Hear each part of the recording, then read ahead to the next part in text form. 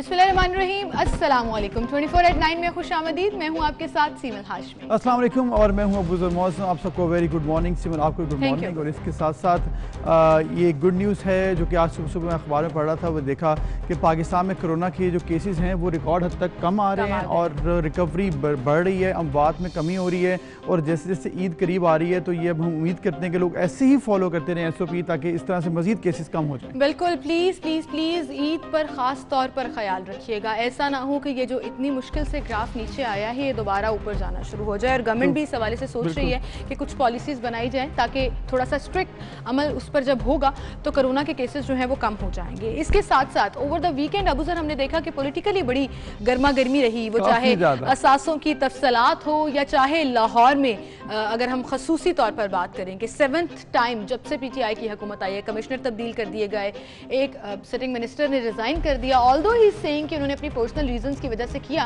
But मामला तो कुछ एक्सपेक्टेड भी है कि एक वजीर एक्सपेक्ट भी कर रहे हैं, हम लोग कर रहे हैं कि वो भी इस्तीफा दे देंगे। मतलब ओवरऑल एक तो ये भी सूरत हाल थी कि पंजाब में चूंकि वज़ीर-ए-आज़म इमरान खान लाहौर में थे तो ऑब्वियसली उनके जाने के बाद कुछ ना कुछ तब्दीलियां आनी थी, असरात तो आते हैं। इसके अलावा ये भी बात की जा रही थी कि वज़ीर आला पंजाब के हवाले से तब्दीली होगी या नहीं होगी, उस पर लेकिन अभी फैसला नहीं हुआ। लेकिन उनके जो करीबी एक कमिश्नर और एक उनके पॉलिटिकल सेक्रेटरी जो थे उनको तब्दील किया गया है। अब देखना ये होगा कि इससे असरात क्या होते हैं, क्योंकि मेरे ख्याल में सिमल आप चेंजेस कर लें, ब्यूरोक्रेट्स को इधर से उधर कर दें, दैट डजंट मीन कि उससे कोई फायदा होता या नहीं होता। वो पता लगता है जब रिजल्ट्स आते हैं। तो रिजल्ट्स आने चाहिए जो है ना वो बेनिफिशियरी अभी तक तो प्रूव नहीं हुई है। अब आई डोंट नो कि क्या सोचकर ये तब्दीली की जाती है, शायद सिचुएशन बेहतर करने के लिए। बट एनीवेज जी, इस पर भी हम डिस्कशन करेंगे और भी बहुत कुछ है शामिल करेंगे। लेकिन सबसे पहले टॉप स्टोरीज। और टॉप स्टोरीज में तो ऑब्वियसली हम प्रोग्राम का पूरा रनडाउन जो है वो डिस्कस करेंगे ही।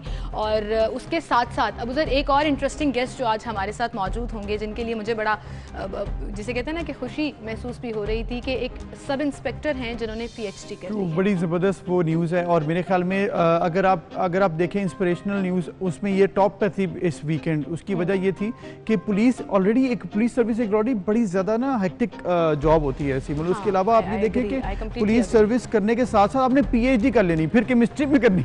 मतलब ये आपको ये केमिस्ट्री जो है वो हजम नहीं हो रही। अभी ऑफ एयर भी अबू सर मुझे कह रहे थे केमिस्ट्री में PhD कैसे कर लेते हैं। तो पढ़े लिखे और लाइक लोग जो होते हैं वो कर लेते हैं। एनीवेज, अब चलते हैं टॉप स्टोरीज की तरफ और जानते हैं आज का रनडाउन।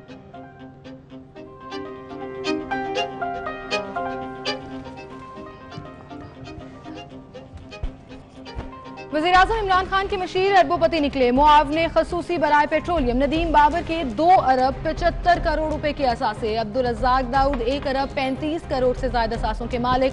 एहलिया के 40 करोड़ रुपए से जायद के असासे। डॉक्टर इशरत हुसैन के असासों की मालियत 1 अरब 70 करोड़ रुपए से जायद। अमरीका में 3 जायदादों के भी मालिक। मशीर खजाना हफीज शेख के भी 30 करोड़ से जायद के असासे। काबीना डिवीजन की जानिब से तफसीलात जारी।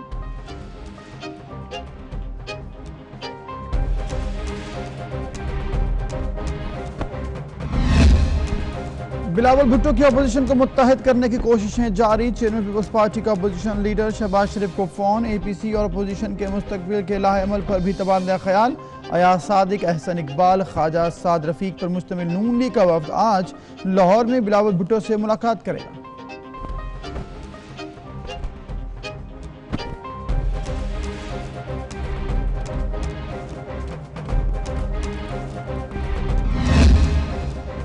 साबिक वज़ीर-ए-आज़म यूसुफ रज़ा गिलानी कोरोना से सेहतयाब। उनके क्वारंटीना के दिन कैसे गुजरे और क्या थी उनकी मसरूफियात, करेंगे आज उस पर बात।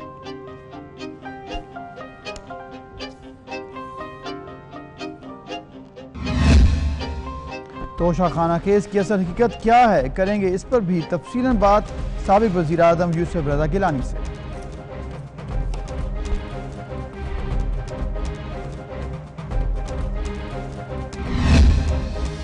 हॉर्न बजाओ हुकूमत जगाओ के बाद ताजरों का हुकूमत भगाओ तहरीक चलाने का फैसला। मुल्क भर में ताजरों ने हुकूमत को मुतालिबात की मंजूरी के लिए 31 जुलाई की डेडलाइन दे दी। ताजरों का कहना है कि SOPs के साथ होटल्स, रेस्टोरेंट और शादी हॉल्स खोले जाएंगे।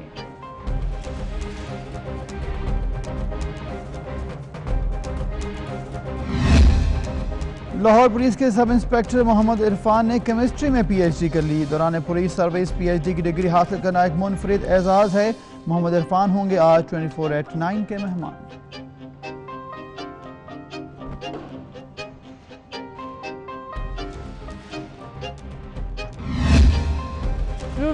क्लास में स्कूल मालिकान और असातिज़ा परेशानी का शिकार। देही इलाकों में स्कूलों की तंजीम के असातिज़ा ने स्कूल्स खोलने और तनख्वाहों की अदायगी के लिए नेशनल प्रेस क्लब के सामने एहतजाज किया। करेंगे उनके मुतालिबात पर आज बात।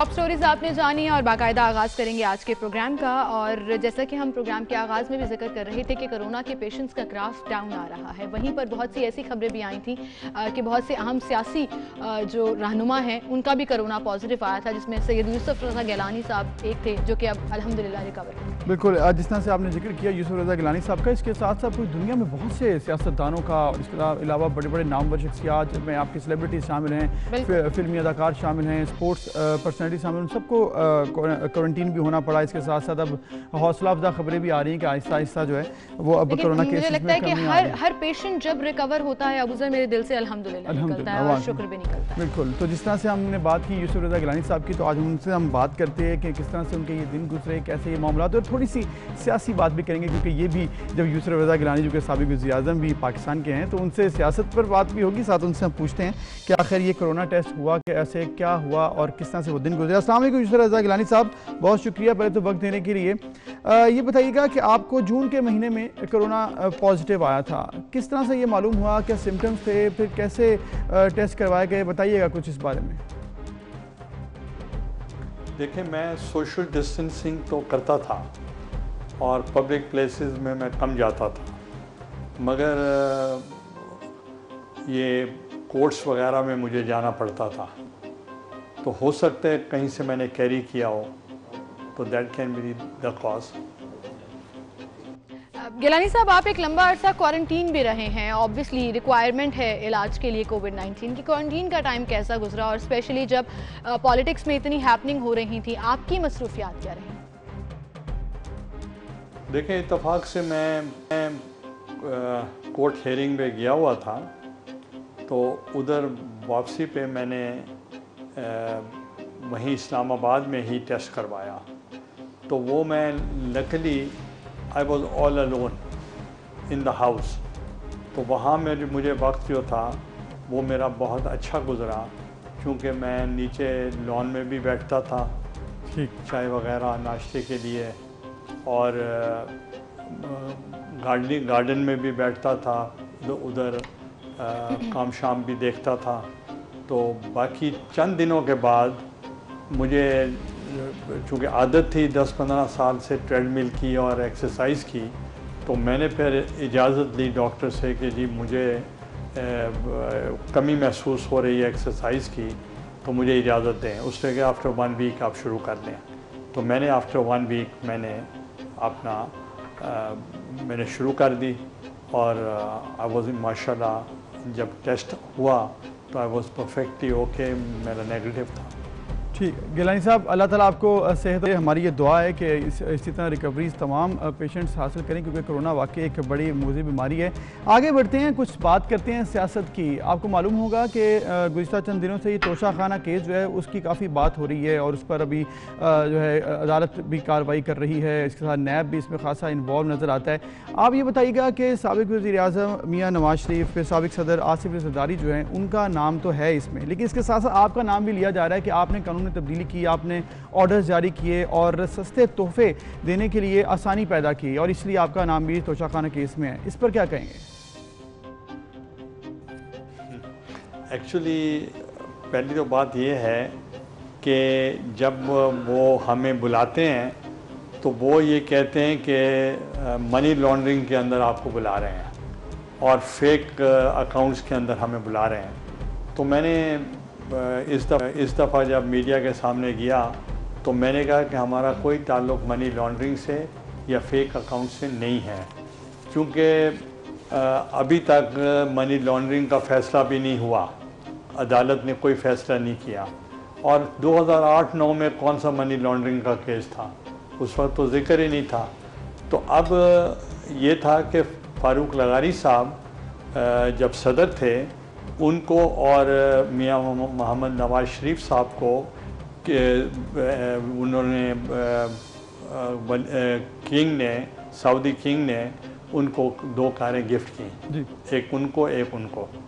तो फ़ारूक लगारी साहब ने अपनी ले ली, ख़रीद दी, मगर मियाँ नवाज शरीफ एग्ज़ाइल में चले गए।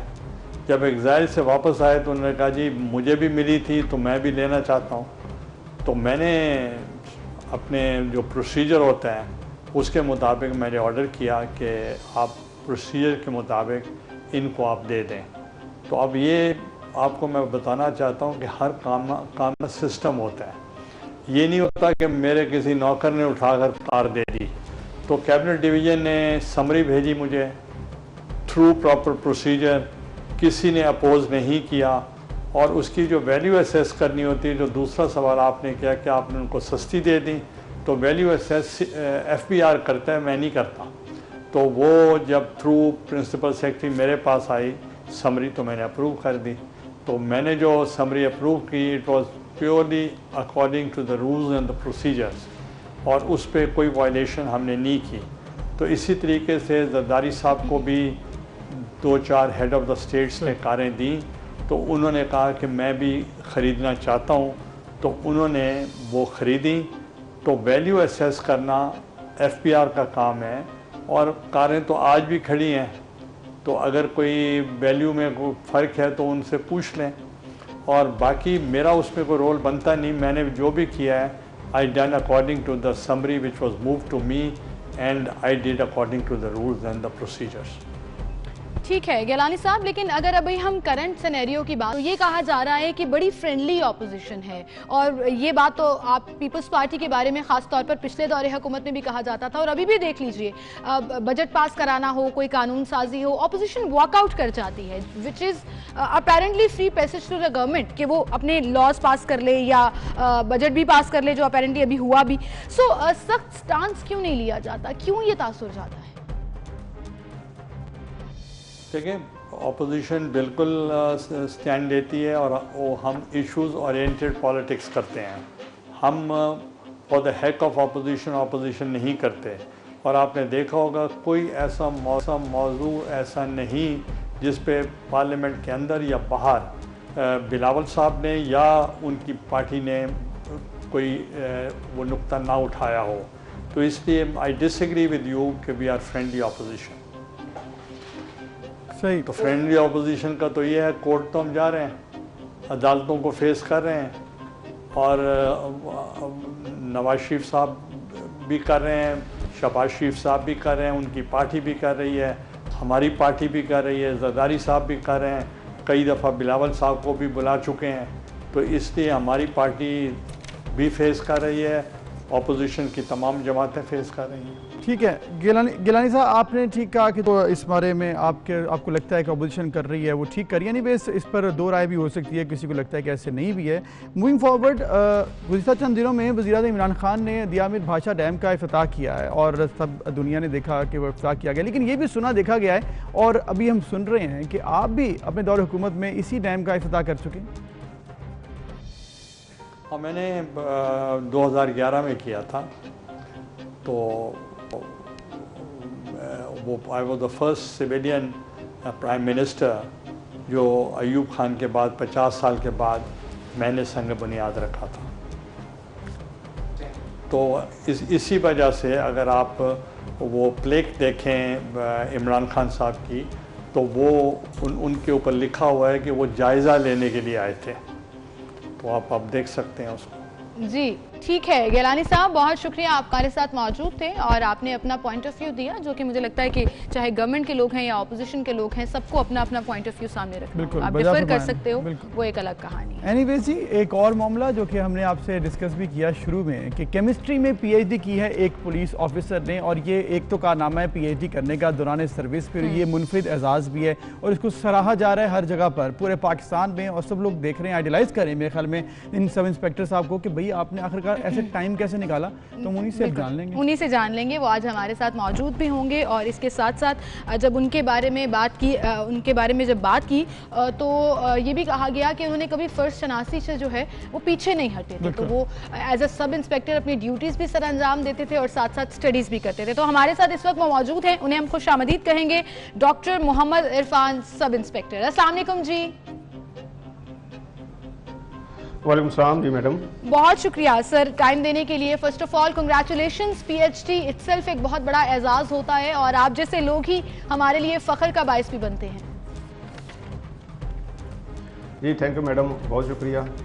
सर कितना मुश्किल था ये पूरा सफर, जरा बताइएगा। पीएचडी करना कोई आसान काम नहीं है बिल्कुल भी। जी नो डाउट मुश्किल है। पुलिस जॉब भी जो है वो एक मुश्किल काम है, इमरजेंसी जॉब है और जो है वो 24 घंटे की ड्यूटी है और इसके साथ साथ जो है वो पीएचडी करना और फिर ख़ास तौर पे केमिस्ट्री में करना जो है वो भी एक मुश्किल काम था। लेकिन जो है जब हिम्मत हो और आप में इंस्पिरेशन हो करने की तो फिर टाइम भी निकल आता है और आप चीज़ें भी मैनेज कर लेते हैं और फिर अल्लाह ताला कोई ना कोई रास्ता भी निकाल देता है। तो ड्यूरिंग सर्विस जो है वो मैंने अपने सारे जो है फ़राइज़ भी सर अंजाम दिए हैं। मीन टू से कि जो काम करने वाले हैं मुझे पता है इनके बगैर जो है वो गुजारा नहीं। इन्वेस्टिगेशन इस केस की चलनी है और मैंने उसको करना है, तो मैंने उसको अपना टाइम निकाल के उसको रात में जो है वो एडजस्ट कर लिया है और दिन को जो है मैंने अपनी क्लासेस भी ली हैं और इसमें जो है मैं अपने सोशल एक्टिविटीज़ को कम करके और अपनी जो समझ लें नींद उसको भी कम करके और इन सारी चीज़ों को फिर मैंने मैनेज किया है। ज़बरदस्त। डॉक्टर साहब आपको जो है पहले तो हम अप्रिशिएट ऑब्वियसली कर रहे हैं, लेकिन साथ साथ आप एक इंस्पिरेशन भी हैं आने वाले लोगों के लिए आपकी पुलिस सर्विस में। आप ये बताइए, पहले तो मैं जब से आपके बारे में ये देखा और पढ़ा है, आपको देखा टीवी पर भी जब आप बात कर रहे थे केमिस्ट्री के हवाले से, पहले तो ये बताएंगे केमिस्ट्री आपने कब से आपको शौक है? क्योंकि ये सेल्फ एक बड़ा मुश्किल सब्जेक्ट देखा समझा जाता है, लोगों को मालूम है कि ये केमिस्ट्री वाकई टफ सब्जेक्ट है, उसमें फिर एमफिल करना फिर पीएचडी करना, ये सफ़र कितना मुश्किल था? क्योंकि obviously it is not easy कि आप जॉब भी कर रहे हैं साथ और फिर केमिस्ट्री में पीएचडी भी कर रहे हैं। जी बिल्कुल, नो डाउट एक मुश्किल सब्जेक्ट है। स्टार्ट में जब मैं मैट्रिक से अगर स्टार्ट करूं तो ये मेरा इंटरेस्टिंग सब्जेक्ट नहीं था, बल्कि एफएससी में भी एज इंटरेस्टिंग नहीं था। लेकिन जब मैंने ग्रेजुएशन कर ली और मैंने जॉब की है एक इंडस्ट्री में, 2 साल मैंने लैब में जॉब की है एज ए केमिस्ट, तो लैब में जब मैंने जॉब की है तो रियल फेस केमिस्ट्री का, इंटरेस्टिंग फेस केमिस्ट्री का तब सामने आया है। वो चीज़ें जो मैं थ्योरेटिकल पढ़ता था या वो चीज़ें जो थ्योरेटिकल हम सोचते हैं और हमें पढ़ाया जाता है और उसमें इंटरेस्ट पैदा नहीं होता, लेकिन जैसे ही हम प्रैक्टिकली लाइफ में या प्रैक्टिकल केमिस्ट्री को देखते हैं, लैब में करके देखते हैं, तो वो इंटरेस्ट पैदा होता है। वो आप चीज़ें, वो लाइव चीज़ें जो आप सोच रहे होते हैं या थ्योरेटिकली आपके जहन में डाली जा रही होती हैं, वो आप प्रैक्टिकली फ्लास्क्स में और जो है इंस्ट्रूमेंट में देखते हैं और उसको जो है वो प्रूव आपके सामने जब आते हैं तो इंटरेस्ट पैदा होता है। तो वहाँ से मेरा इंटरेस्ट पैदा हुआ। मैंने जो है वहाँ पे देखा कि ये जो है केमिस्ट्री तो बड़ा इंटरेस्टिंग सब्जेक्ट है, इसको यहाँ पे रुकना नहीं चाहिए, मुझे हायर एजुकेशन चाहिए, मुझे मज़ीद तालीम चाहिए ताकि मैं इसको जो है केमिस्ट्री को मज़ीद एक्सप्लोर कर सकूँ। तो वहाँ से जो है मैंने अपना जो है अपनी डिज़ायर जो है उसको पूरा करने के लिए मैंने एमएससी केमिस्ट्री जो है जीसी यूनिवर्सिटी में दाखिला लिया। जॉब मैंने छोड़ दी, 2 साल मैंने जो है वो अच्छे से पढ़ा, ठीक है, और फिर मैंने कहा इसको अब इम्प्लीमेंट करना चाहिए। फिर मैंने एक इंडस्ट्री में जॉब शुरू की, तो एक इंडस्ट्री में फिर मैंने 1 साल जॉब की, तो वहाँ से मैंने मज़ीद केमिस्ट्री जो है वो एक्सप्लोर किया। तो फिर जो है मेरा जो है वो जो पीएचडी का सफ़र जो है मैंने जो है वो अपने माइंड में बना लिया कि अब इसको जो है मैं लास्ट लिमिट तक लेके जाऊँगा। तो इस तरह जो है मेरा इंटरेस्ट डेवलप हुआ और मैंने जो है वो। अच्छा, ये तो बड़ा आपका इंटरेस्टिंग सफ़र है डॉक्टर साहब कि आपने पूरा एक प्रैक्टिकल इन्वायरमेंट देखा, जिसके बाद आपको दोबारा से इंस्पिरेशन हुई कि मैंने इसमें मज़ीद एक्सप्लोर करना है, मज़ीद पढ़ना है। फिर ये पुलिस फील्ड में आप कैसे आ गए? ये तो 2 अलग अलग डिफरेंट चीज़ें हैं, साइंस कुछ और है, पुलिसिंग कुछ और है। तो अभी क्या इरादा है? आपने मज़ीद इसके ऊपर काम तो करना ही है, लेकिन साथ साथ क्या पुलिस डिपार्टमेंट और ये जॉब भी कंटिन्यू रहेगी? हाँ जी, पहला सवाल आपका कि मैं आया किस तरह इसमें। असल में मेरी जॉब थी फैसलाबाद में, तो फैसलाबाद की जॉब के दौरान ही, इंडस्ट्री में जॉब के दौरान ही मेरी ये जॉब हुई। तो मैंने जो है वो जॉब लेफ़्ट करके मैंने कहा चले लाहौर में जो है वो एक दफ़ा चलते हैं, वहाँ पे अपॉर्चुनिटी जो है वो मज़ीद तलाश करेंगे, एक दफ़ा जो है वो इनिशिएटिव लेना चाहिए। पुलिस की जॉब भी अच्छी, बड़ी रिप्यूट जॉब है और बड़े लोग इसको सराहते हैं, बड़े जो है वो लोग चाहते हैं कि जो वो पुलिस फोर्स में आए। और फिर as a assistant sub inspector मेरा इधर आना वो बड़ा जो है वो एक समझा जाता था मेरे वहाँ पे लोकेलिटी में कि आपने बड़ा काम किया है। तो मैंने जो है लोगों की ये भी अप्रिसिएशन कि आपने बड़ी अच्छी जो है पोस्ट पे और बड़ी अच्छी जो है फोर्स में ज्वाइन कर लिया। तो साथ में जो मेरी इंस्पिरेशन थी कि पीएचडी मुकम्मल करनी है, तो मैंने वो भी साथ में जारी कर ली और ये भी साथ चलता रहा। तो लिहाजा जो है वो इस तरह दोनों सफ़र जो है डॉक्टर साहब आपने कहा कि दोनों सफ़र साथ लेकर चले, बड़ी ज़बरदस्त बात है, बहुत इंस्पिरेशन की बात है। मैंने देखा है अपनी फैमिली में भी और अपने फ्रेंड्स में कुछ हैं पुलिस सर्विस से उनका ताल्लुक, हर वक्त कॉल चलती रहती है, इमरजेंसी कॉल, 24 आवर जॉब है और इट्सल्फ ये बड़ी हेक्टिक है क्योंकि आसान नहीं होता। पुलिस सर्विस आप कोई और जॉब करते हो तो शायद आप कह दें अच्छा चलो आप पढ़ सकते हो साथ, एग्जैक्टली, लेकिन पुलिस तो एक फुल टाइम टेकिंग जॉब है 24 आवर्स की, इसमें कोई शक नहीं है और बड़ी ज़बरदस्त ऑपरेशनल जॉब आप करते हैं। कैसे करते थे? फ़र्ज़ करें कोई आगे वारदात हो गई है या कोई ऐसी इन्वेस्टिगेशन आप कर रहे हैं या आपको कहीं जाना पड़ गया कहीं पर रेड करने के लिए, उधर पेपर भी था, कैसे मैनेज करते थे, क्या सोचते थे, टाइम टेबल बनाते थे, किस तरह से मैनेज करते थे, ज़रा ये भी बताएं। हाँ जी, अच्छा, इसमें ऐसे है कि टाइम टेबल जो है वो लेट सपोज कि अगर पेपर आने वाले हैं तो पहले से डेट शीट अनाउंस हो जाती है, वो तकरीबन को 15-20 दिन पहले पता चल जाता है। तो मैं जो है उसको उसके अकॉर्डिंग पहले ही तैयार कर लेता था क्योंकि मुझे पता था कि मेरी जॉब की नेचर इस तरह है कि कहीं भी जाके यकदम कुछ ना कुछ हो सकता है और टाइम नहीं मिल सकता। तो मैं जो है वो उस सारे सिलसिले को पहले से मैनेज रखता था, ठीक है। और इसमें जो सुपरवाइज़र मुझे टारगेट देता था, मेरी कोशिश होती थी कि उसको किसी एमरजेंसी की सूरत से पहले ही मैं अरेंज कर लूँ और मैनेज कर लूँ, उसको प्रिपेयर कर लूँ, उसको तैयार कर लूँ। तो एडवांस में तैयार कर लेना चीज़ों को। और इधर पुलिस फोर्स में भी जो है वो जो चीज़ें मुझे पता होता था कि ये जो है पहले से मैनेज हो सकती हैं वो मैं पहले से कर लेता था। और जो पता था कि ये थोड़ा सा इसमें लेट हो जाए, लेट सवेर हो भी जाए तो ये यहाँ तक जो है वो पॉसिबल है, तो उसको मैं नाइट में लेके जाके उनको अरेंज और मैनेज कर लेता था। तो डॉक्टर साहब इसका मतलब कि रेगुलर स्टूडेंट्स की तरह आपने ये नहीं किया कि आज का काम कल पे डाल दिया, आपने आज का काम आज ही किया तभी ये मुमकिन हो सका। अच्छा ये बताइएगा पुलिस डिपार्टमेंट ने कितनी हेल्प की? हमने सुना है कुछ ऐसे रूल्स भी हैं जहाँ पे अकोमोडेट किया जाता है जो हायर एजुकेशन के लिए जाना चाहते हैं। रिस्पांस कैसा था आपके सीनियर्स का, आपके डिपार्टमेंट का? किस हद तक ये हेल्पफुल रहा आपकी पीएचडी में और कितना टाइम लगा था पीएचडी करने में?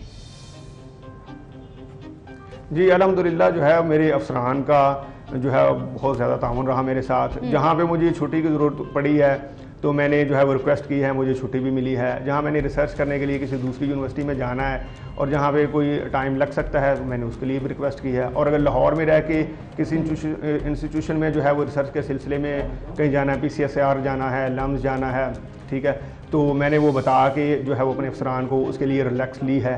तो मेरे अफसरान ने मुझे बहुत ज़्यादा फैसिलिटेट किया है और माशाल्लाह जब मुकम्मल हो गई है मेरी तो मुझे बहुत ज़्यादा अप्रिशिएट भी किया है। जी। मुझे ऑफिस में बुलाया भी है और मुझे अप्रिशिएट किया, इसमें कोई शक नहीं है। हमने देखा भी, तारीफें इस्नाद भी मिली हैं और साथ गिफ्ट्स भी दिए जा रहे हैं। लेकिन आगे क्या प्लान्स हैं आपके? कोई आपने कि इसी डिपार्टमेंट में रहना है या फिर पुलिस सर्विस में ही आपके हवाले से कोई बात चल रही हो कि अब आप चूँकि केमिस्ट्री में हैं PhD, तो कोई आपको उसकी सूटेबल जॉब दी जाए या फिर इसी तरह से कंटिन्यू करेंगे? प्लान्स क्या आगे?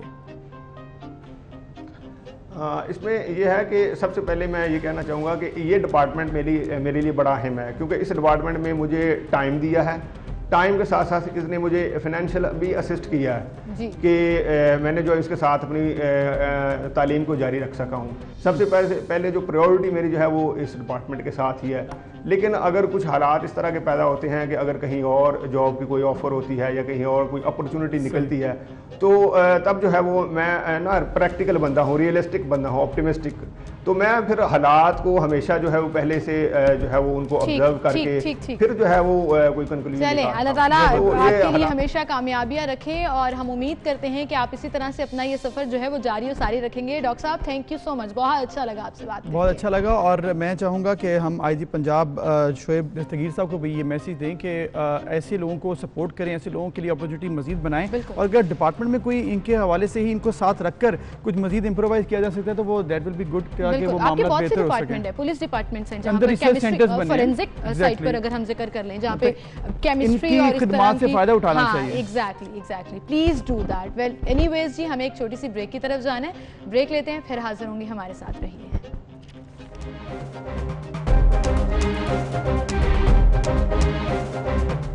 प्रोटेस्ट जो है वो मुल्क भर में जारी भी है और बाकायदा अब डेडलाइन दी गई है 31 जुलाई की कि अगर तब तक उनके मुतालिबात ना माने गए तो फिर एक और नए अंदाज में भरपूर लेवल से ये प्रोटेस्ट किया जाएगा। हॉर्न बजाओ तहरीक है जी, हॉर्न बजाओ हुक्मरान जगाओ। और मैं इंटरेस्टिंग इसलिए भी कह रही हूँ कि आज से पहले ऐसे कभी नहीं हुआ था कि गाड़ियों में रैली जा रही हैं और आप हॉर्न बजा रहे हैं और फिर आप अपना प्रोटेस्ट रिकॉर्ड। बड़ा इंटरेस्टिंग ऑब्वियसली ये तरीका भी है, इसमें कोई एहतजाज नहीं है। आप सिंपल आप एक रैली निकाल रहे हैं और उसके बाद रैली निकालते हुए जो हॉर्न का है सिंबल जो दिया है बड़ा सिंबॉलिक है। इसका जो इफेक्ट है ना वो बहुत ज़्यादा है कि आप किसी को उठा रहे हैं नींद से, गफलत से, ख्वाब गफलत से, और किसी को जगा रहे हैं कि आप होश के ना खुलें और इससे पहले कि बहुत लेट हो जाए। मामलात को देख लीजिए। अब ये सारा मामला ऑब्वियसली ताजिर पाकिस्तान की मईशत में एक अहम किरदार अदा करते हैं। ऑब्वियसली अब इनको आपने सपोर्ट भी लेकर चलनी है, लेकिन कोरोना था, भरपूर साथ भी दिया ताजिरों ने। पहले 3 से 4 महीने लॉकडाउन और ये आसान नहीं था, कारोबार बंद करके बैठ जाना किसी के लिए भी आसान नहीं था, but everybody was very supportive. लेकिन अब आकर ये मुज़ाकरात जो अबसे किए जा रहे हैं कि टाइमिंग्स दोबारा से वापस बहाल की जाएं। कुछ सेक्टर्स खुले भी थे, ऑब्वियसली कुछ सेक्टर्स खुले भी थे और बहुत से सेक्टर्स अभी भी थोड़े से उनके ऊपर कॉम्प्लिकेशंस हैं, बंद हैं। तो ये मामला है क्या, किस तरफ जा रहा है और क्या हुकूमत को डेडलाइन दे रही है या नहीं दे रही, जिसमें खासकर रेस्टोरेंट बिजनेस, होटल बिजनेस और शादी हॉल बिजनेस जो है वो इफेक्ट होता है, जो कि इस वक्त परेशान है ज़्यादा कि उनके ऊपर कोई डेडलाइन नहीं दी जा रही कि कब वो खोलेंगे कब नहीं खोलेंगे। 31 जुलाई खैर अभी डेडलाइन दी है ताजिरों की जानिब से, देखते हैं कि क्या किस तरफ बात बनती है। हमारे साथ मौजूद होंगे नईम मीर साहब, जनरल सेक्रेटरी अंजुमन ताजिरान पाकिस्तान स्टूडियो में, जबकि अतीक मीर साहब हमारे साथ मौजूद होंगे, प्रेसिडेंट सिटी ताजिर इत्तेहाद हैं, वो कॉल। हम नईम मीर साहब आपसे शुरू करेंगे। अस्सलाम वालेकुम जी, बहुत शुक्रिया आपकी तशरीफ आवरी के लिए। ये जो ओवर द वीकेंड बड़ा ज़बरदस्त एक प्रोटेस्ट किया गया जिसमें मुज़ाहमत भी आई, एक जगह पर तो लाठी चार्ज भी किया, although it was a symbolic protest, ऐसा होना नहीं चाहिए था। लेकिन पूरा एक तो ये बताइएगा कि ये प्रोटेस्ट जो है इस्लामाबाद तक जब आप लोग गए तो कैसा रहा और क्या किसी ने आपसे मुज़ाकरात किए, कोई बातचीत हुई? देखें, प्रोटेस्ट बहुत कामयाब था और आपके पूरे मीडिया ने इसको कवर किया है, नेशनल मीडिया ने। और इमरान खान साहब जो वज़ीर आज़म हैं उन्हें पता था कि हम एहतजाज करने इस्लामाबाद आ रहे हैं, लेकिन वो अच्छे मेज़बान साबित नहीं हुए। हम मेहमान थे ना उनके, तो हम तवक्को कर रहे थे कि वो अच्छे मेज़बान के तौर पर हमारी मेहमान नवाजी करेंगे और हमें वज़ीर आज़म हाउस में बुलाएंगे, चाय पिलाएंगे और हमारे मुज़ाकरात जो हैं उनके साथ होंगे और हम मुतालबात पेश करेंगे, वो हमारे ज़ख्मों पर मरहम रखेंगे। लेकिन वो वहाँ से फ़रार हो गए और वो लाहौर आ गए। दौरा तो शेड्यूल था वैसे? नहीं, शेड्यूल हमारा था पहले का। अच्छा, आपका पहले से था? हमारा पहले का था ना शेड्यूल, हमने अनाउंसमेंट की हुई थी अपना 18 था। लेकिन इमरान खान साहब अकेले नहीं, हम तो वज़ीर आज़म हाउस आ रहे थे ना हॉर्न बजाने। हमने उन्हें पहले तंबीह की थी कि हम आपके पास आ रहे हैं, हमारे मसाइल का हल तो आपने मिला आपको? हमें जी कोई नहीं मिला। ठीक है। और कोई नहीं मिला, सिर्फ एक राब्ता किया गया कि जी आप अपने मुतालबात जो हैं वो एक जो कोऑर्डिनेशन की कमेटी है वहाँ आप पेश करें। हमने कहा जी आप एक इजलास बुलाएं और पहले हमसे बैठकर को इन कैमरा हमें समझाएं कि आप हमारे मुतालबात पर किस तरह का रद्द अमल देंगे। तो अगर तो आप कोई मुस्बत रद्द अमल देंगे तो हम आपके साथ बैठने के लिए तैयार हैं। अगर आपकी तरफ से कोई मुस्बत रद्द अमल नहीं आएगा तो फिर तो ये तहरीक जो है ये जो अभी चली है ये इसका नुक्ता आगाज है, ये खत्म नहीं होगा। ऑब्वियसली ये आगे चलते करेंगे डिटेल में कि आपके मुतालबात हैं क्या, कौन कौन से अभी तक हुकूमत ने माने हैं और कौन से रह गए हैं। लेकिन हम सामने गुफ्तगू करते हैं। अतीक मीर साहब को भी हमारे साथ कॉल पे मौजूद हैं। अतीक मीर साहब अस्सलाम वालेकुम, बहुत शुक्रिया वक्त देने के लिए। नईम मीर साहब ने कहा कि हम गए इस्लामाबाद, कोई मिला नहीं, अभी हम वापस आ गए, लेकिन 31 जुलाई डेडलाइन है। आप बताएं ये मामला है क्या, कौन कौन से सेक्टर्स ज़्यादा आप जो है उनको रिप्रेजेंट कर रहे हैं कि जिनको खोलना चाहिए, क्योंकि बहुत से बिजनेस तो खुल चुके हैं ऑलरेडी, अब जो खुल गए हैं उनके बारे में बताएं कि क्या मुतालबात हैं और जो नहीं खुले उस हवाले से क्या मुतालबात हैं, जरा कैटेगोरिकली बताइएगा। देखिए, अब हम एक ऐसे सुनहरी में बात कर रहे हैं कि जब कोरोना की केसेस को खुद हुकूमत भी एडमिट कर रही है जी, तो 70% से ज्यादा शिफायाब भी हुए हैं। ऐसे में यकीनन जो 2 माह के जख्म थे जो ताजरों को कारोबारी तौर पर, माशी तौर पर जो अब तक मुंतबिल ना हो पाए, उसके लिए बहुत जरूरी था कि क्योंकि कारोबार से कारोबार रिलेटेड है। और मैं इस वक्त देख रहा हूँ कि बहुत सारे सेक्टर्स हैं, जैसे होटलिंग के काम है, जिस तरह शादी हॉल है, जैसे कैटरिंग है, ये तकरीबन 72 के करीब इंडस्ट्रीज एक दूसरे से जुड़ी हुई हैं। तो सिर्फ एक कैटरिंग और शादी हॉल के मामला को करती थी। इसी तरह जो छोटे तबके जिनसे वादे किए गए कि उनकी असर नौ बहाली की जाएगी 2 माह के लॉकडाउन में, आज भी बहुत से लोग मुलाजमतों से फारिग होने के बाद घर बैठे हैं। बहुत सारे छोटे कारोबार आज भी वो बंदिश की तरफ हैं, बहुत सारी किराए पे दुकानें वापस हो गई हैं। तो हमने इन लोगों के लिए कंपनसेट मांगा था। हमने हुकूमत से कहा था कि इन लोगों को, क्योंकि हमारा बोझ है, हमारे मुलाजमीन या वो छोटा कारोबारी तबका, वो SMEs में जो स्मॉल ट्रेडर्स हैं, वो छोटे ताजरों की सरपरस्ती करते हैं, लेकिन स्मॉल मीडियम जो ट्रेडर्स हैं, यानी उनकी कोई भी सरपरस्त उनका नहीं है। हुकूमत से मिलना चाहें, चाहे कितनी सीटियां बजा लें, कितने हॉर्न बजा लें, कितना बम फोड़ लें, कोई नहीं पूछता कि तेरा दुख क्यों है, क्यों चिल्लाता है, क्या सबब है। बिल्कुल सही। एक रिवायत पनप गई है मीर साहब, लेकिन आप देखिए कि हमारे साथ स्टूडियो में नई मीर साहब मौजूद हैं, वो काफी पुरज़्न नजर आ रहे हैं। वो कह रहे हैं हम हॉर्न बजा के ही हुक्मरानों को जगाएंगे। और नई मीर साहब, आपकी तरफ मैं आना चाहूंगी। आपने गुफ्तगू मुलाहिजा की और एक बात तो उनकी बिल्कुल ठीक है कि छोटे कारोबार वाले ताजिर जो हैं वो तो बिल्कुल ही पिस कर रहे हैं। इतना लंबा अरसा जो लॉकडाउन रहा, जाहिर है मईशत का, पाकिस्तान का ओवरऑल वैसे ही बहुत बुरा हाल, और फिर उसके इम्पैक्ट जो हैं वो इन लोगों पर भी आ रहे हैं। अब आप ये कहिएगा कि क्या, जैसे अभी हम बात कर रहे थे, कुछ तो यकीन दहानी गवर्नमेंट ने कराई है कि अगस्त में शादी हॉल्स खुल जाएंगे, सितंबर में जाकर वो कह रहे हैं कि हम रेस्टोरेंट्स खोलेंगे, उससे पहले नहीं खोल सकते। लेकिन ईद से पहले शायद ऐसा भी खदशा जाहिर किया जा रहा है कि एक और पॉलिसी आ रही है कि मुकम्मल लॉकडाउन होगा। अब आप लोग टाइमिंग्स की बात भी कर रहे हैं, वीकेंड्स पर तमाम मार्केट्स खोलने की भी बात कर रहे हैं, तो कहीं आपको लग रहा है कि गवर्नमेंट लीनियंट होगी, कहीं सुनेगी आपके मुतालिबात? देखिए, बात यह है कि हुकूमत जो है ये पहले दिन से बहुत कंफ्यूज है। आप देखें जो पॉलिसीज़ कोरोना वायरस को लेके बन के सामने आ रही है ना, बुनियाद तो इसकी कोरोना वायरस है। अब मुझे ये बता दें कि क्या कोरोना वायरस जो है वो हफ्ते में 2 दिन जो है वो काटता है और बाकी जो 5 दिन है वो काटता नहीं। यानी 5 दिन जिस दिन आप कह रहे हैं कारोबार खुले रहे उस दिन कोरोना वायरस नहीं काटेगा। आप भी जानते हैं ना, वीकेंड पे रश ज्यादा हो जाता है, ज्यादा लोग अवेलेबल होते हैं। सुने, यही तो मैनेजमेंट करनी है ना हमने। अगर वीकेंड पे रश ज्यादा हो जाता है तो वीकेंड पे आप 24 आवर्स के लिए दुकानें खुलवा लें। आप कहते हैं जी 6 बजे तक दुकानें यहाँ पे ना थोड़ा सा ये वीकेंड का है ना, ये वीकेंड एंजॉय कर रही है। आप भी समझते हैं सर, मंडे को शाम को उतना रश नहीं होगा आपको मैं मसला बताता हूँ, आप सुन लें। असल प्रॉब्लम ये है कि वीकेंड पर आपकी जो इंतजामिया है और जो आपकी ब्यूरोक्रेसी है, हम करें 2 ना चाहती, वो चाहती हम आराम करें, 2 छुट्टियां इंजॉय करें, क्योंकि देखें कोरोना वायरस के जो आप बात सुनेगा। आपने जो कहा, पहले तो इस पर आ जाते हैं ना कि जी काम ने, पूरी दुनिया का रूल है 2 दिन ऑफ होता है, आपको भी कोई ना कोई 1-2 दिन तो ऑफ करने पड़ेंगे, नंबर 1।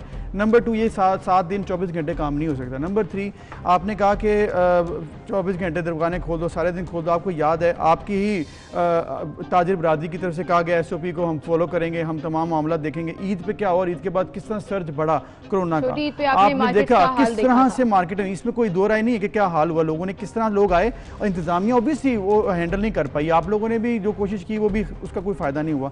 तो क्या आपको लगता नहीं है कि थोड़ा सा आपको अभी इसमें देखना चाहिए कि कोई नहीं, ठीक है सैटरडे संडे ऑफ कर दें, आप बाकी सेक्टर्स खुलवाएं, आप 24 आवर्स सब कुछ खुलवाने के लिए इतनी ज़्यादा मुतालबात करेंगे तो ऑब्वियसली वो फिर पूरे नहीं होंगे, लोग भी उसमें आपको कहेंगे कि थोड़ा सा क्रिटिसिज्म आएगा। देखें, कोरोना वायरस को लेकर ये तमाम मैनेजमेंट हो रही है। एक दुनिया थी जो कोरोना वायरस से पहले की दुनिया थी और आज एक दूसरी दुनिया है जो कोरोना वायरस के बाद की दुनिया है। हमने अपने फैसले जो करने हैं वो ज़मीनी हक़ाइक़ को मद्देनज़र रख कर करने हैं। हमने देखना है कि हमारे लोगों की कल्चरल वैल्यूज़ क्या हैं, उनकी कल्चरल प्रॉब्लम्स क्या हैं, हमारा सोशल फैब्रिक क्या है, हमारे लोगों का मिजाज क्या है, हमारे लोग किस तरह चीज़ों को डील करते हैं। अगर हम जो हैं वेस्ट को आप रोल मॉडल बनाएंगे और वहाँ आप उन्हीं चीज़ों को यहाँ इम्प्लीमेंट करेंगे तो वो नहीं हो सकती। लिहाजा हमें मिलजुल के चलना है। मैं क्यों कह रहा हूँ 24 घंटे आप दुकानों को खोलें, क्योंकि रश को अवॉइड करने का ईद पर और त्यौहार पर इसके अलावा हमारे पास तरीका नहीं। क्योंकि को भी प्रॉब्लम हो रही है, वर्किंग क्लास लोग बहुत मुश्किल होता है उनके लिए वीकडेज में जाना, और जबकि टाइम 7 बजे तक का हो। आपका इस पर क्या कहना है? क्या सिंध गवर्नमेंट ने या ओवरऑल कोई आपसे मुतालिबात सुने हैं, कोई टेबल टॉक हुई है? देखिए, जहाँ तक हुकूमती स्ट्रेटेजी का सवाल, तो हमने तो पहले दिन से ही नहीं देखा कि हुकूमत को इस मामले में कोई ऐसी अकल को, समझ को, शऊर को, तजुर्बा हो कि वो कोरोना जैसे हालात को किस तरह मिलते। बस ये अल्लाह तोकर ही था। मैंने तो 4 माह में एक दिन भी लॉकडाउन नहीं देखा। अमेरिका और यूरोप, आप देखें कि उनकी एहतियातों के क्या सिलसिले रहे, उसके बावजूद आज भी पूरा यूरोप और अमेरिका जो है कोरोना की जद में है और उससे परेशान है। हमारे यहाँ इंतहा दर्जे की बेहतियाती रही और आज ग्राफ जो है वो 30% तक महदूद रह गया। तो इसमें कुछ शामिल हाल है अल्लाह ताला की रहमत भी। लेकिन मैं ये कहता हूँ कि हफ्ते के दिन जो छुट्टी का एक सिलसिला है, ये कभी भी हमारी एक कमजोर तर मैशत में, और जितने इतने दुख उठाए पिछले लॉकडाउन के ताजरों ने, तो अब कोई जवाब नहीं रह जाता क्योंकि ग्राफ नीचे की तरफ है। लेकिन इसमें भी तो दो राय है ना मीर साहब। आप देखिए, ऑपोजिशन तो ये कह रही है कि प्रॉपर टेस्टिंग ही नहीं की जा रही है, लिमिटेड टेस्टिंग की वजह से केसेस कम रिपोर्ट हो रहे हैं या रिजल्ट्स नहीं दिए जा रहे, तो उसमें भी तो दो राय है ना। हम सिर्फ इक्तफा तो नहीं कर सकते। कुछ ग्राउंड रियलिटीज होती हैं। मैंने कराची में बड़े बड़े हॉस्पिटल में देखा, मरीजों के लिए जगह नहीं थी, किसी को एडमिट नहीं करता था। बहुत सारी जो अशिया थी, जैसे ऑक्सीमीटर है, सिलेंडर्स हैं ऑक्सीजन के, इसी तरह ये टेम्परेचर थर्मल 3 गुना कीमती थी। ठीक है, मतलब केसेस अब बेहतर हो रहे हैं आपके मुताबिक। अब ठीक है अतीक साहब, आपने कहा कि अब हालात बेहतर हैं, तो आहिस्ता आहिस्ता लॉकडाउन में नरमी आ चुकी है और मजीद आनी चाहिए। नहीं मीर साहब, वज़ीर-ए-आज़म इमरान खान तो पहले दिन से कह रहे हैं कि हम लोग, हमारी मईशत वो मुतमिल नहीं है कंप्लीट लॉकडाउन की। उनके खिलाफ बल्कि ये बात की गई कि ऐसा क्यों कह रहे हैं, लॉकडाउन पूरा होना चाहिए। लेकिन जो भी किया पाकिस्तान ने टाइमली किया या लेट कर दिया, फिर ओपन दोबारा से कर दिया, जो भी हुआ आपके सामने है। अब आप बताएं कि आप क्या चाहते हैं, कि सब कुछ खोल दिया जाए, कोई ऐसा मामला सिर्फ मास्क पहनकर आप तमाम काम करना चाहते हैं, कोई रुकावट नहीं होनी चाहिए? वज़ीर-ए-आज़म साहब के तो कहने को छोड़े ना, उनका कभी कहा पूरा नहीं हुआ, उनके तो कौल फेल में तजाद है। जो वो कहते हैं वो करते नहीं, और जो उन्होंने करना होता है वो कहते नहीं है। इसको तो छोड़ दें, साइड पर रखें वज़ीर-ए-आज़म साहब की बात को। देखिए, हम क्यों कह रहे हैं कि तमाम सेक्टर्स खुलें, वो इसलिए कि मार्च के अंदर आपका कोरोना का पहला केस जो है वो सामने आता है। आज 4 माह से ज़ायद का अरसा गुजर चुका है। SOPs बनाना जो है वो तो बने हुए हैं। नहीं, SOPs बनाना हर सेक्टर के लिए वो तो गवर्नमेंट का और इंतजामिया का काम है ना, वो बनाए। ये एटम बम का फार्मूला, एक मिनट मुझे जरा 2 मिनट दे दें। कोई एटम बम का फार्मूला तो नहीं हमने और इंतजामिया ने बैठ के बनाना, नया कोई हाइड्रोजन बम बनाना है हमने। और भाई SOPs बनाने हैं, उनको बना लें। अब उन SOPs पर अमल दरामद करवाएं और तमाम सेक्टर्स को इसलिए खोलें कि मईशत जमूद का शिकार है। जरा अंडरस्टैंड करें, क्योंकि देखें, मैं दुकान पे बैठा हूँ, मेरी दुकान तो खुली है, लेकिन जो डिफरेंट सेक्टर्स बंद हैं जिनकी बना पर मेरी दुकान ने चलना है, हम एक दूसरे के साथ लिंक्ड हैं। अब जब वो सेक्टर सारे बंद हैं तो मईशत रुक गई, उसका पहिया रुक गया, और मेरा ताजर जो है वो मुआशी दबाव का शिकार हो गया। अब जब ये सारी चीजें खुलेंगी और SOPs के मुताबिक खुलेंगी तो कारोबार चलेगा। जब कारोबार चलेगा तो रेवेन्यू आएगा, हुकूमत को टैक्स भी मिलेगा, अल्टीमेटली पाकिस्तान का फायदा होगा। ये बात तो आपकी बिल्कुल ठीक है कि ये चेन सर्कल है जिसे रुकना नहीं चाहिए, और उसमें चाहे होटल इंडस्ट्री हो, रेस्टोरेंट्स हो, या फिर शादी हॉल, ये सारी चीजें आपस में को रिलेटेड हैं, और इस चीज को अब आई थिंक गवर्नमेंट को भी समझना होगा। Well, thank you so much Mir साहब और अतीक मीर साहब, आप हमारे साथ मौजूद थे। और नाज़रीन, हमें एक ब्रेक की तरफ जाना है। आई रियली होप कि गवर्नमेंट इनसे मुज़ाकरात करे और इनके मुतालबात जो है उनके हल हो जाएं। एक ब्रेक लेते हैं, हेडलाइन जाने, फिर मिलते हैं। इंसान की कोशिश होनी चाहिए कि जब वो किसी भी जानदार को परेशानी में देखे तो वो उसकी भी हेल्प करे। तो इसीलिए जो तंजीमें हैं वाइल्ड लाइफ की हेल्प के लिए जो बनी, क्योंकि होता क्या है सिमल कि बहुत सी दुनिया में ऐसा देखा गया है कि जुल्म ज्यादती की जाती है और ऐसा किया जाता है कि जानवरों को वो हुकूक नहीं मिलते जिसके वो भी हकदार हैं। बिल्कुल, और दुनिया में एनिमल राइट्स की बात भी की जाती है। कुछ एनिमल्स ऐसे होते हैं कि उनको अगर कंपैटिबल एनवायरनमेंट ना फराहम किया जाए तो अबुज़र उनके लिए सर्वाइव करना बड़ा मुश्किल हो जाता है। और ऐसे ही जानवरों में एक जानवर हाथी जो बिगेस्ट एनिमल है और बहुत पसंद भी किया जाता है, लेकिन वहीं पर अगर उसे सूटेबल एनवायरनमेंट ना मिले तो साइकोलॉजिकल इतना इम्पैक्ट जो है वो उसके ऊपर आता है कि वो सर्वाइव नहीं करता। तो हमारे इस्लामाबाद में, इस्लामाबाद के चिड़ियाघर में एक वाहिद हाथी है जिनको अब कंबोडिया भेजा जा रहा है, और वाइल्ड लाइफ की जो तंजीमें हैं वो कोशिश कर रही हैं कि इनको कंबोडिया भेजा जाए। एक कुछ दिन रखे जाएंगे जिसमें ये अपनी सूटेबल एनवायरनमेंट में लेकर जाया जाएगा, और ये कोशिश की गई है कि हाथी जो कि इस वक्त इस्लामाबाद के चिड़ियाघर में वाहिद हाथी है,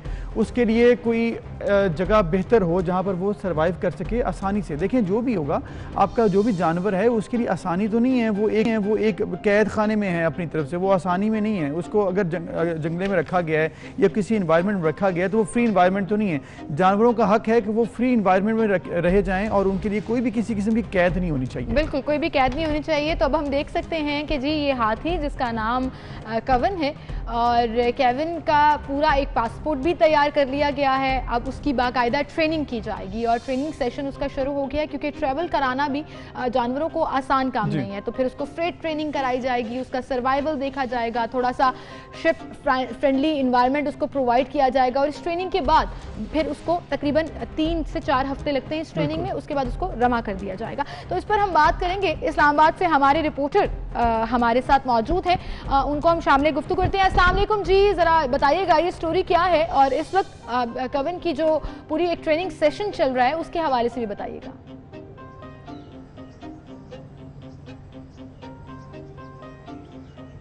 जी वालेकुम अस्सलाम, बहुत शुक्रिया आपने अपने प्रोग्राम में लिया मुझे। देखें, असल में बात यह है कि यहाँ पर सिर्फ कावन हाथी की बात नहीं है। अगर आप मुझे इजाज़त दें तो मैं आपको ज़रा एक बैकग्राउंड बता दूँ इस इस्लामाबाद के चिड़ियाघर का, कि जो वफाकी दारुल खिलाफे में मौजूद है और उसको एक ऐसे स्टैंडर्ड का होना चाहिए था कि पूरे पाकिस्तान में ये बात की जाती, ये मिसाल दी जाती कि इस्लाम चिड़ियाघर है, तमाम शहरों के जो चिड़ियाघर है वो ऐसे होने चाहिए। लेकिन अलमिया ये है कि इस्लामाबाद का जो चिड़ियाघर है, पहले तो वो जो 2 इदारे हैं जिसमें CDA है, फिर उसके बाद बल्दियाती इदारा बना MCI जिसको मेट्रोपॉलिटन कॉरपोरेशन कहा जाता है, उन दोनों के दरमियान शटलकॉक बना रहा, कभी फंड्स का मसला रहा, पिंजरों की मुरम्मत नहीं हुई, जानवरों को खुराक नहीं मिलती, फिर जानवरों की अपनी जो हालत ज़ार है वो बहुत बुरी है। जिस तरह आपने जिक्र किया अभी जो कावन हाथी है, ये तकरीबन 10 साल यहाँ पर हो चुके हैं कि 10 साल से वो यहाँ पर मौजूद है और मुख्तलिफ बातें इस हवाले से ज़ेरे गर्दिश रहीं कि शायद उसकी दिमागी हालत ख़राब हो गई या उसको कोई और प्रॉब्लम है जिसकी वजह से वो यहाँ पर एक हेल्दी इन्वायरमेंट उसको नहीं मिल रहा, या वो अपने आप को जो है वो एक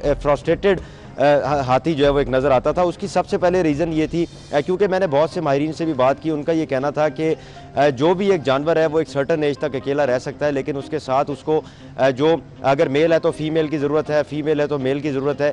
तो यहाँ पे बहुत अरसे से जो एक फ़ीमेल थी इस कावन हाथी के साथ वो मर गई।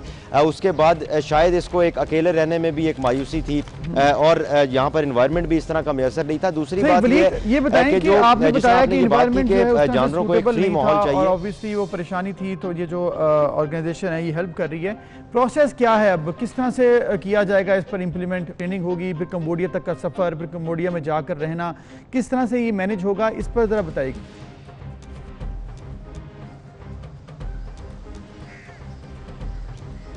देखें, जिस तरह मैंने पहले आपको बताया कि जो हालत ज़ार थी उसका मामला इस्लामाबाद हाई कोर्ट तक पहुंचा, तो जो मुख्तलिफ NGOs थी उन्होंने इस्लामाबाद हाई कोर्ट से रब्ता किया और जो जानवरों की और ख़ास तौर पर जो कावन हाथी है इसकी हालत ज़ार थी, जो इसकी जो मौजूदा सूरत हाल थी उस पर उन्होंने अदालत के सामने ये सारा मामला रखा। तो अदालत ने यह कहा कि जो ख़ास तौर पर कावन हाथी है इसको ना सिर्फ यहाँ से मुंतकिल करने की इजाज़त दी जाए, बल्कि जो इसकी बाकी उम्र है वो जितनी भी है, तो अगर ये यहाँ पर रहा। इस वक्त इस्लामाबाद जू में उसके पिंजरे के बिल्कुल पास खड़े हैं, तो ज़रा नज़र आ रहा है कहीं पर वो पीछे ग्राउंड में, ज़रा दिखाइएगा।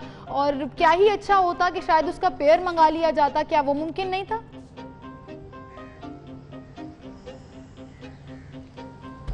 वलीद, आप तक आवाज़ जी बिल्कुल, जैसा कि मैं आपको पहले भी यही कह रहा था कि असल में जो यहाँ पर प्रॉब्लम है वो ये है कि जो जिस इदारे के मातहत ये चिड़ियाघर है उसके पास फंड्स नहीं है कि कहाँ से जो है वो ख़रीदारी की जाए। चूँकि आपको पता है कि कोई भी जानवर हो जो चिड़ियाघर में मौजूद होता है, बहुत दफ़ा हमने यहाँ पे पहले भी देखा, बहुत से बच्चे यहाँ पर आते हैं, जो फैमिलीज़ आती हैं, जो लोग आते हैं, उनका सिर्फ एक शिकवा होता है कि यहाँ पे बहुत से ऐसे जानवर हैं कि जो नए लाए जाने चाहिए, लेकिन वो अभी तक नए नहीं। शुक्रिया, आपने बताया ये मामला बड़ा अहम मामला है। ऑर्गेनाइजेशन NGOs जो इसके लिए कर रही हैं काम, उन्होंने देखा होगा जो जानवरों के हकूक़ हैं उसके हिसाब से ही ये सारा फार्मूला तय किया गया है। हम उम्मीद करते हैं कि खैरियत से कंबोडिया या कावन पहुंच जाएगा और उसके बाद वहाँ पर हंसी खुशी जिंदगी। लेकिन इस्लामाबाद वाले थोड़े उदास हो जाएंगे, खासतौर पर बच्चे, जब उन्हें जू में हाथी देखने को नहीं मिलेगा।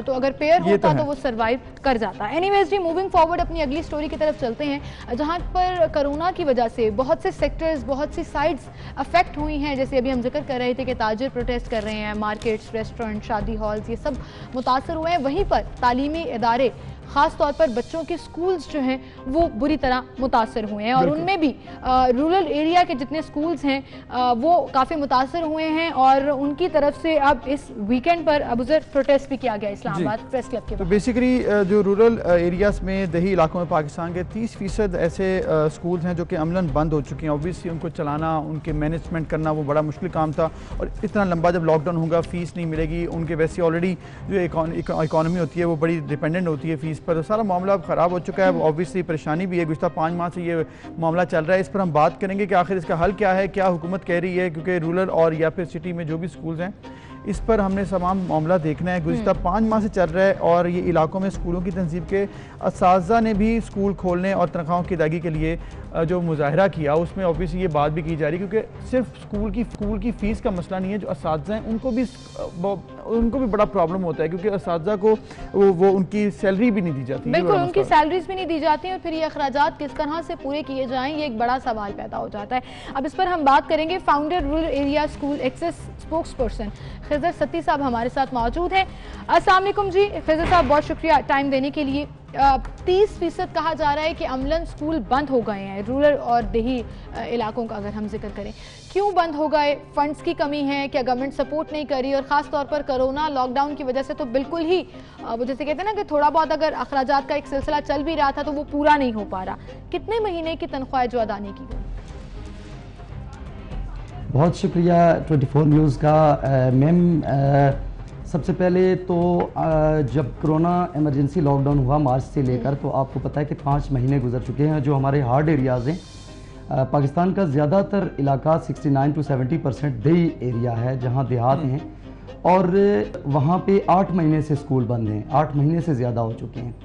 अब सिचुएशन ये है मैम कि हमारा जो सेक्टर है, जो 80% हमारे स्कूल्स हैं वो हम ये कह सकते हैं कि वो सारे रेंट की बिल्डिंग्स हैं और जितनी हमारे जो लैंडलॉर्ड्स हैं या बिल्डिंग मालिकान हैं, अब स्टार्टिंग में तो हमने उनके साथ कुछ अकोमोडेट करने की कोशिश की, लेकिन चूंकि उनका भी गुजर बसर इससे होता था, तो तमाम तर जो हमारे असातिज़ा जो हमारे साथ राब्ते में हमारे साथ हमारे स्कूलों के पैनल पे थे, वो लाखों की तादाद में हमारे असातिज़ा बेरोज़गार हो चुके हैं, क्योंकि ये इमरजेंसी चूँकि सारों के लिए थी, वो चाहे पेरेंट्स थे और माशी एक बहरान था जो हमारे वालिदैन भी फेस कर रहे थे, चूँकि ये वो कम फीस वाले स्कूल हैं।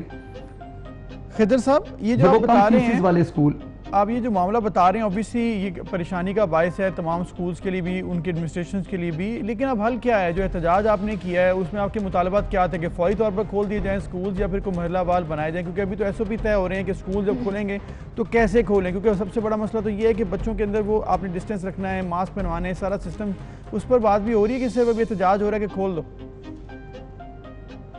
सर हमने बिल्कुल SOPs के साथ अप्रैल से लेके 16 अप्रैल के बाद फिर हमने मई के महीने में मिनिस्ट्री ऑफ एजुकेशन को, जो हमारी फेडरल मिनिस्ट्री है, उसको हमने SOPs बना कर दिए और हमने कहा कि इन SOPs को इस्तेमाल करते हुए मुख्तलिफ ग्रुप्स के अंदर, और पूरा बाकायदा सैनिटाइजेशन का प्रोसेस उसमें मेंशन था, उसके अंदर मास्क और ग्लव्स का और वो सारी तरतीब हमने रख के ग्रुप्स का भी हमने बताया और हमने पूरा टाइम टेबल दिया कि इस टाइम टेबल के मुताबिक हमारे स्कूल्स को, जो हम आपको ऑन बोर्ड लेकर मतलब हमारे स्कूल्स को, और जो हम टाइम टेबल दे रहे हैं जिसमें हमारे मरहलावार खोले जाएं, जैसे हमारे हाई स्कूल के बच्चे आ गए, मतलब वो बच्चे जिनकी उम्रें 10 साल से ज़्यादा हैं और 16 साल तक के बच्चे वो होते हैं जो हमारे मैट्रिक तक के बच्चे हैं, तो हमने कहा कि इनकी एक तरतीब हमने उनको बाकायदा टाइम टेबल दिया था कि उसके मुताबिक इसको खोला जाए। बिल्कुल ठीक, लेकिन सजेशंस तो ऑल ओवर पाकिस्तान ही दी जा रही हैं। बाकी सेक्टर्स जब खुलेंगे तभी बाकी स्कूल्स जब खुलेंगे या बाकी सेक्टर्स के स्कूल्स जब खुलेंगे तभी ये डिसीजन लिया जा सकेगा।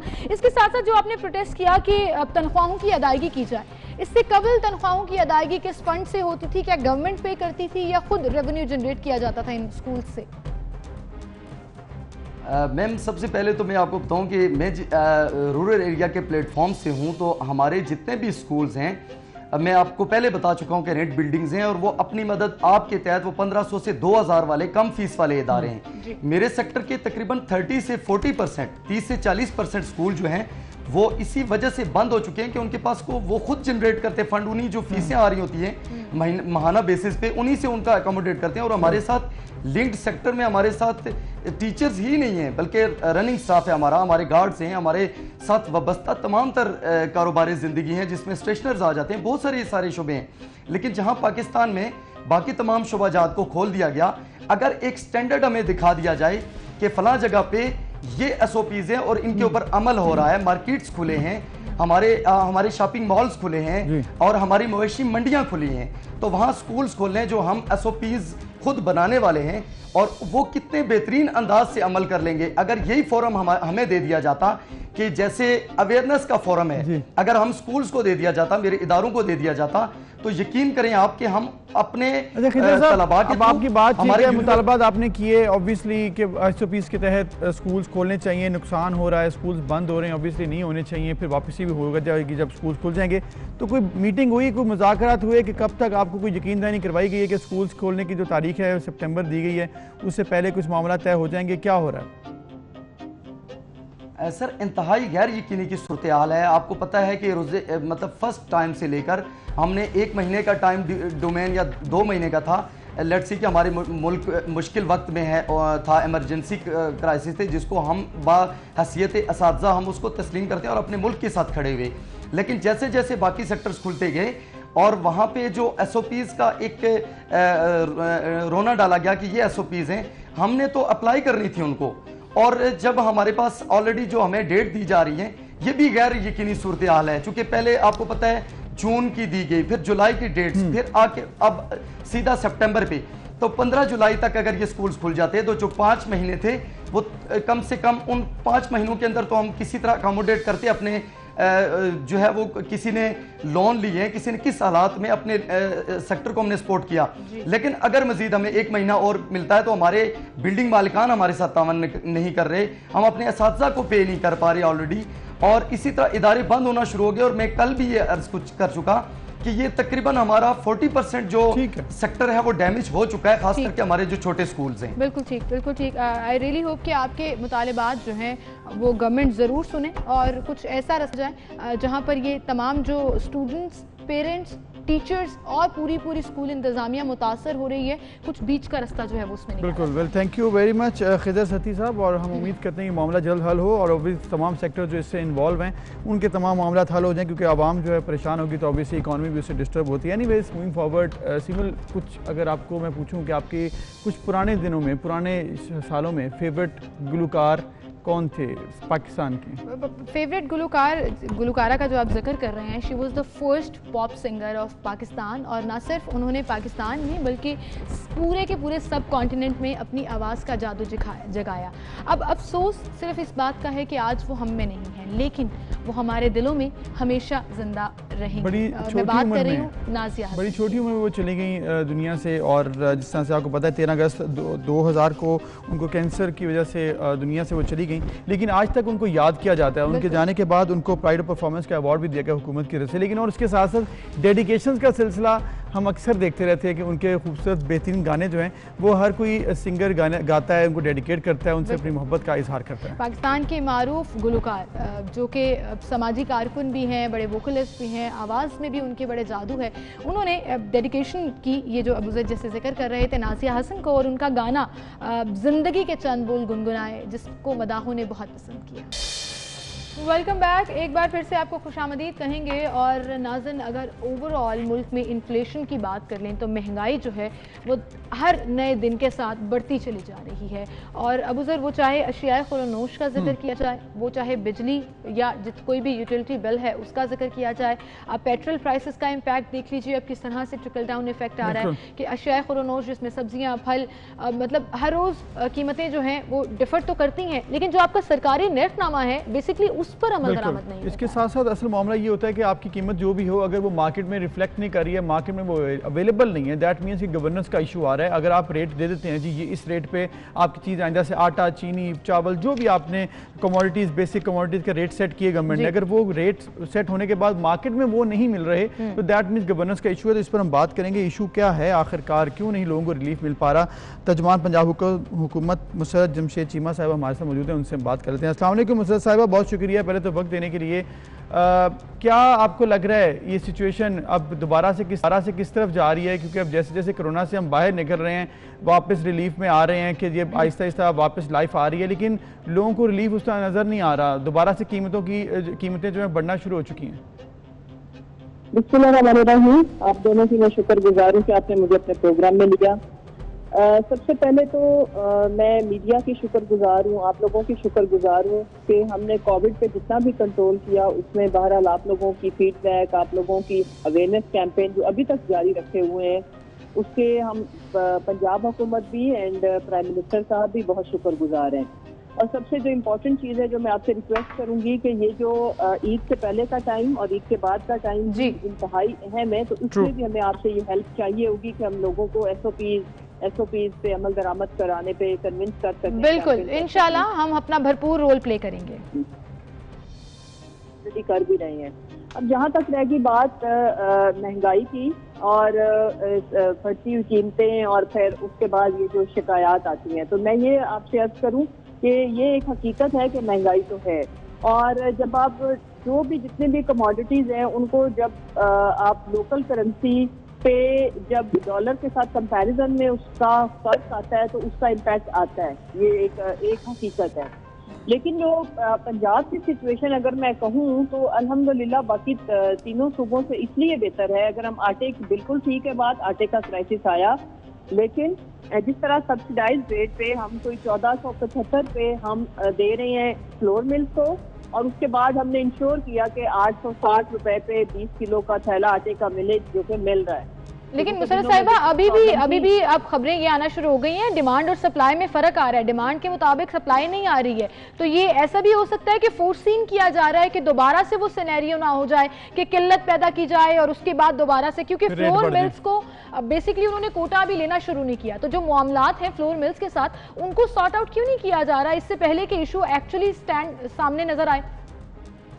सीमल, ऐसा नहीं है, ये शुरू के दिनों में था, लेकिन अब तो तमाम फ्लोर मिल्स हमारे साथ कोऑपरेट कर रही हैं, उनको पूरा जो कोटा है वो मिल रहा है, और उसकी वजह से अब ये इशू नहीं है। ये जब हमने जब याद होगा आपके चैनल पे भी मैंने ये आपने मुझे लिया था, तो शुरू के दिनों में जो पहले 2-3 दिन थे उसमें ये डिमांड एंड सप्लाई चेन इस वजह से उस पर इम्पैक्ट उसका था कि वो जो बीच में जो इन्होंने फ्लोर मिल्स ने उनको गंदम नहीं मिल रही थी, और फिर उसके बाद मार्केट में आटा सप्लाई नहीं हो रहा था। चले, will take your word for it. अगर आप कह रही हैं तो हम मान लेते हैं कि फोर्सिंग ना किया जाए इस चीज को। अगर अभी भी कुछ डिफरेंस आ रहा है डिमांड एंड सप्लाई में, आप ये कह रही हैं कि इस दफा इशू नहीं होगा, and will take your word for it कि आप तर्जुमान पंजाब हुकूमत है, आप एक्सप्लेन कर रही हैं, तो फिर हम मान लेते हैं कि ऐसा इशू नहीं होगा, तो डरने की जरूरत नहीं है। लेकिन इसके साथ साथ एक और मामला है मुसर्रत साहिबा कि हम, ठीक है आपने कहा कि हम देख रहे हैं चीजें, लेकिन कुछ ऐसे मामला हमने देखे, डॉक्टर शेख साहब की तब्दीली हुई, कमिश्नर लाहौर लोधी साहब की तब्दीली हुई 7वीं मरतबा कमिश्नर लाहौर तब्दील हुई। इसके अलावा आपने देखा कि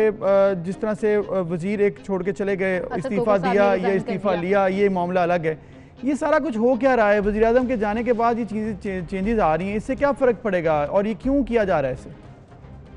देखिए, सबसे पहले जो इसमें इसकी सेंस और इस डेप्थ में जाके समझने की जो ज़रूरत है, ये सारा कुछ पंजाब के अवाम को बेहतर से बेहतर गवर्नेंस देने के लिए, बेहतर से बेहतर चीज़ें, यानी कि हमारी जो गुड गवर्नेंस है उसका इम्पैक्ट आम आदमी पे, पब्लिक पे आए, उसके लिए ये चेंजेस पहले हटाए जाते हैं, फिर लगाए जाते हैं। लेकिन मुसर्रत साहिबा, सातवीं बार दिया जाए ना, टाइम तो दिया जाए जिस ऑफिसर को लगाया गया है। मुझे ये भी याद है एक दफा आईजी लगाए गए थे और उन आईजी साहब को 1 महीने बाद ही चेंज कर दिया गया था। और ये आप मैच्योर हैं, बेहतर तौर पर समझती हैं कि थोड़ा टाइम लगता है चीजों को देखने में, उनकी परफॉर्मेंस को देखने में।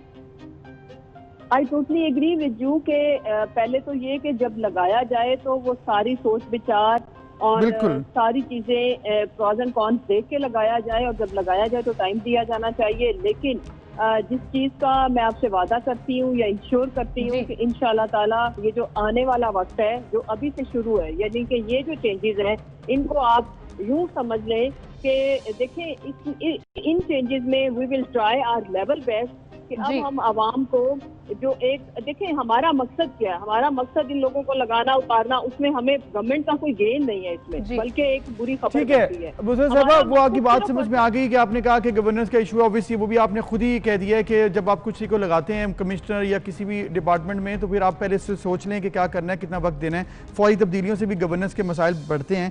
लेकिन असद खोखर साहब का क्या मामला है? असद खोखर साहब चले गए या उनको भेजा गया है, इस पर क्लियर नहीं हुआ अभी तक। और उनके साथ अटैच किया जा रहा है कमिश्नर की तब्दीली को। हमारे जराये के मुताबिक असद खोखर साहब ने ही सिफारिश की थी आसिफ लोधी साहब को कमिश्नर लगवाने। दोनों ही चले गए? नहीं, देखिए मैं आपको इसमें थोड़ा सा अगर आपको मैं बताऊं, देखिए हम सियासी लोग हैं, हम पॉलिटिकल लोग हैं, और हमारे तमाम लोगों के समेत असद भाई की हमारी कंस्टिट्यूएंसी भी लाहौर बेस्ड है। तो जितने भी लोकल जो पॉलिटिशियंस होते हैं उनकी ये तो ख्वाहिश होती है, मेरी भी ख्वाहिश होगी, तमाम लोगों की होगी कि कमिश्नर डीसी ऐसे लोग हों जो कोऑपरेटिव हो या जो हमारे हमें जानते हो। इसका मतलब ये नहीं है कि हमने उनसे कोई गलत काम कराने, आजकल सही काम कराने के लिए भी आपको पता ही है कि जो सिचुएशन है। तो इम्पोर्टेंट चीज इसमें जो मैं अर्ज करूं कि असद भाई ने, देखें इसमें इबहाम इसलिए नहीं रहता कि उन्होंने रेजिग्नेशन दिया खुद, नंबर 1, नंबर 2 के उनकी साइड से खुद ही क्लैरिफिकेशन भी आ गई कि ही इज बिजी। लेकिन मामला देखिए, ये बात तो माने ना, एक मिस्ट्री तो क्रिएट हो गई। कमिश्नर साहब भी गए, खोखर साहब भी गए, अब और भी कहा जा रहा है कि शायद काबीना में एक तो रद्दोबदल भी मतवक्के है और एक कोई और भी रेजिग्नेशन आने वाले हैं। लेकिन खैर वो तो वक्त ही बताएगा। लेकिन जिसका इंतजार था वो नहीं हुआ। गुजार साहब का सब लोग कह रहे थे। सीमन, मैं थोड़ा सा अर्ज करूं, मुझे थोड़ा सा एक इसमें जरूर मौका दें। देखिए, जब एक शख्स खुद कह रहा है कि मैंने रिजाइन किया और मेरी को पर्सनल रीजन है, इस चीज को समझना चाहिए, नंबर 1। नंबर 2 कि जो कैबिनेट की रद्दोबदल है उसको हम इसलिए, हमारे लिए इट्स नॉट अ न्यूज। पहले दिन से प्राइम मिनिस्टर साहब ने सबको ये बताया कि भाई जो जिस ओहदे पे परफॉर्म करेगा वो कंटिन्यू करेगा, वरना उसका चेंज भी हो सकता है, भी हो सकता है। चलिए, ये तब्दीलियों की बातें तो मुसर्रत साहिबा बहुत होती हैं। आपको ये भी याद होगा सरदार उस्मान बुज़दार साहब वज़ीर आला पंजाब साहब के बारे में भी इस तरह की बहुत बातें चली, लेकिन फिर टॉप ट्रेंड बन गया कि एतमाद है कप्तान का बुज़दार पर। और फिर कप्तान साहब जब आए, वज़ीर आज़म साहब जब आए तो उन्होंने उनको थपकी भी दी। तो ये खबरें तो आती रहती हैं और हर बार वो लाहौर आकर थपकी दे देते हैं, आ जाती है, जो नहीं होता वो फिर क्लियर भी हो जाती है। बट एनीवेज, कुछ स्टेटमेंट्स ऐसी हैं जो तहरीक इंसाफ के रहनुमा और ख़ुसूसन चेयरमैन पाकिस्तान तहरीक इंसाफ वज़ीर आज़म पाकिस्तान के साथ मंसूब की जाती हैं कि माजी में वो कुछ और स्टेटमेंट्स देते थे और करंट इम्प्लीमेंटेशंस जो हैं उनके वो पीटीवी की, फॉर एग्जांपल मैं जिक्र करना चाहूँगी पीटीवी की फीस के हवाले से जो अब 100 गुना बढ़ा दी गई है, जो उस वक्त के मुताबिक 35 रुपये का, अभी भी 35 था लेकिन 3 दिन पहले 100 रुपया कर दिया गया है। अब ये वजह क्या है? ऑब्वियसली हम किससे पूछें सिमल, मुझे तो ये नहीं। मुसर्रत साहिबा हमारे साथ मौजूद है, उन्हीं से पूछ लेते हैं। जी मुसर्रत साहिबा, क्या कहेंगे आप? शहरी दुहाई दे रहे हैं 100 रुपया, वो कहते हैं हम पीटीवी देखते भी नहीं है और अब इतनी 65 रुपीज इजाफा कर दिया गया जो कि हर शहरी से उनके बिजली के बिल में वसूल किए जाते हैं। अच्छा, सबसे पहले तो ये 65% है, ये 100 गुना नहीं था। और दूसरी जो मैंने बोल दिया ना 65 रुपीज एग्जैक्ट। जी जी जी, उसमें जो सबसे इम्पोर्टेंट चीज है, पहले आपने हमारे सीएम साहब के बारे में कहा, तो मैंने देखे सीएम साहब की चेंज थी, हर तीसरे महीने उबाल उठता है। उसकी वजह ये है, तूफान उठता है, उसकी वजह ये कि जब भी वो अच्छा परफॉर्म करते हैं, कोविड में उन्होंने पंजाब ने सब सूबों से भी बेहतर परफॉर्म किया और इवन अपनी पॉपुलेशन के इक्वल जो मुल्क थे उनसे भी बेहतर परफॉर्म किया। तो उसमें जब बजाय इसके के क्रेडिट दिया जाता, वो तो ज़ाहिर हमें उम्मीद तो नहीं ऑपोजिशन से, लेकिन उन्होंने एक अच्छी गेम खेली। ठीक है, और एक बात आपके चैनल के तवज्जुह से कहूँ कि जो र्यूमर्स फैक्ट्री है उसमें मैं ऑपोजिशन को 100 आउट ऑफ 100 देती हूँ कि काफी कामयाब रहते हैं ये अफवाहें फैलाने में। फिर हमें चले वो क्लियर हो गई ना, हमने ये भी बता दिया कि कप्तान साहब ने आपके थपकी दी कि जिस तरह काम कर रहे हैं आप जारी हम पीटीवी पे हैं इसकी। जी पीटीवी पे बिल्कुल। अच्छा, ऐसा है कि जी देखें, अगर मैं किसी को 1 रुपया भी दूं टैक्स की मद में और अगर वो नहीं लगेगा तो वो बिल्कुल हम उस पर पूछेंगे कि जी क्यों। देखिए, पीटीवी का जो हाल किया गया है ना, मैं आपको सिंपल ये बताऊं कि यहाँ पे एक जो चाय की प्याली साफ करने वाला, उसमें कोई प्रॉब्लम नहीं है, लेकिन वो एमडी और जीएम तक बने, जीएम के ओहदे तक पहुंचे। अब जो पीटीवी को तबाह हाल किया गया सिफारिश के कल्चर और अपनी नवाजने के कल्चर में बाकी इदारों की तरह, अगर 100 रुपया लग के आपका इदारा बेहतर नहीं मुसर्रत साहिबा, एक सेकंड, आपने कहा कि अब 100 रुपया, आप देखें गरीब अवाम है, एक घर में अगर मीटर पे आपने कौन कौन से लोग हैं जो बेचारा को जिनके पास बिल आता है, पता नहीं वो कैसे बिल देते हैं। 35 रुपये वज़ीर आज़म साहब इमरान खान साहब अपोजिशन में तो कहते थे बहुत ज्यादा है और ये जुल्म किया जा रहा है, पूछना चाहिए क्या कर रहे हो।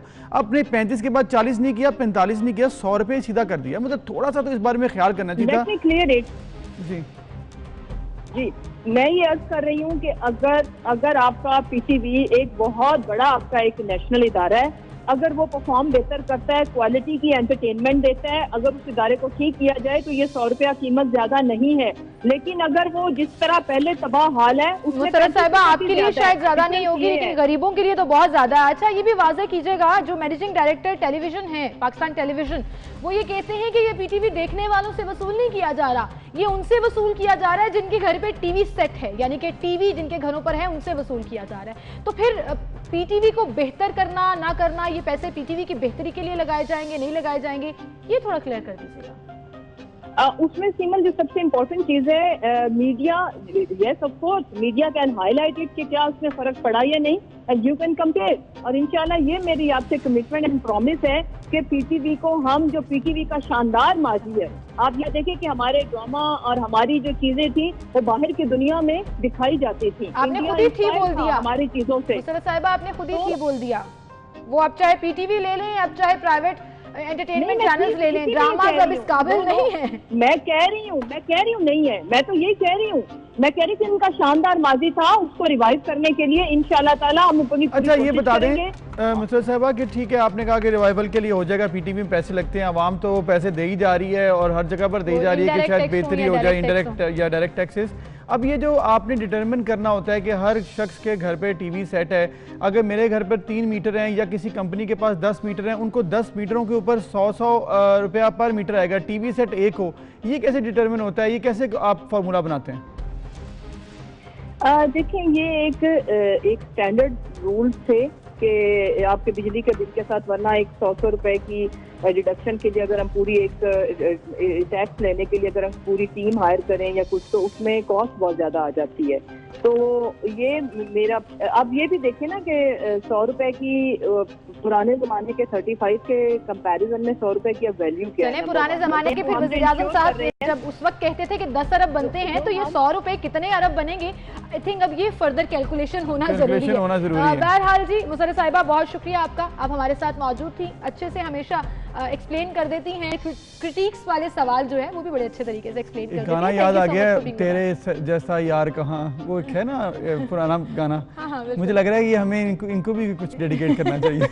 बट एनीवेज, आपने जो ये गाना याद कराया है, ये हमें याद कराया है साबिक कप्तान सरफराज अहमद ने, जो कि गाड़ी में जा रहे थे और उनका क्यूट सा बेटा अब्दुल्ला सरफराज गाना भी यही गा रहे हैं वो। हाँ, वो दोनों मिलकर यही गाना गुनगुना रहे हैं, जो वेरी क्यूट फादर सन बॉन्डिंग बड़ी अच्छी। लेकिन मैं ना ये कहना चाह रही हूँ सरफराज साहब, please don't do it again. नहीं चले, कोई बात नहीं, उनकी हौसला अफजाई करनी चाहिए, बच्चे के साथ उन्होंने गाना गाया। लेकिन एनीवे थोड़े से सुर अगर बेहतर कर लेना, थोड़ी कोशिश करें, नाच बड़ी अच्छी पड़ती है, नाच बहुत अच्छी पड़ती। तो चलिए उन्होंने इस पे भी ट्राई कर ली, गाना बड़ा अच्छा था और सिचुएशन के हिसाब से भी था। क्यूटनेस भी आपको पूरे 100 on 100 गाने पे, I'll just skip the numbers, but anyway, कोई बात नहीं, हमें एक ब्रेक की तरफ जाना है, फिर हाजिर होंगे।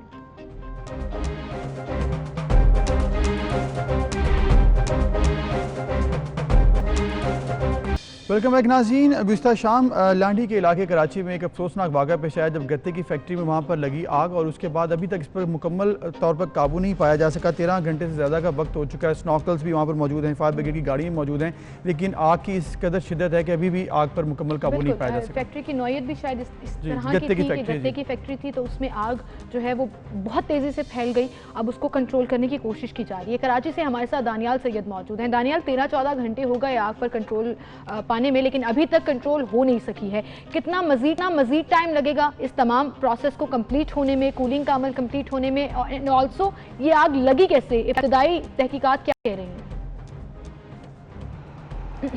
सीमन, बिल्कुल कराची का लांडी एक्सपोर्ट प्रोसेसिंग जोन है, तमाम का तमाम ये फैक्ट्री जोन है, जिसमें गुज़िश्ता शाम 6 बजे के करीब आग लगी थी। मेरे कैमरामैन शौकत मनाजिर अगर दिखा सकें, बिल्कुल पहली इमारत है, पहली फैक्ट्री है, ये गत्ते की फैक्ट्री थी।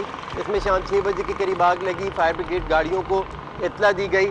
जो लांडी प्रोसेसिंग जोन की जो गाड़ियां हैं वो यहाँ पर आईं, उन्होंने आग पर काबू पाने की कोशिश की, लेकिन आग ने, जब तक गाड़ियाँ पहुँची तो आग ने अतराफ़ में जो 2 और फैक्ट्रियाँ थीं, जिसमें प्लास्टिक का दाना और इसके अलावा गारमेंट्स की और इस्तेमाल शुदा कपड़ों की जो फैक्ट्री थी, उसको अपनी लपेट में लिया और आग को 17 घंटे से ज़ायद का दौरानिया इस वक्त गुजर चुका है। लेकिन अब तक गत्ते की फैक्ट्री में जो आग लगी थी उसके ऊपर काबू पा लिया गया है।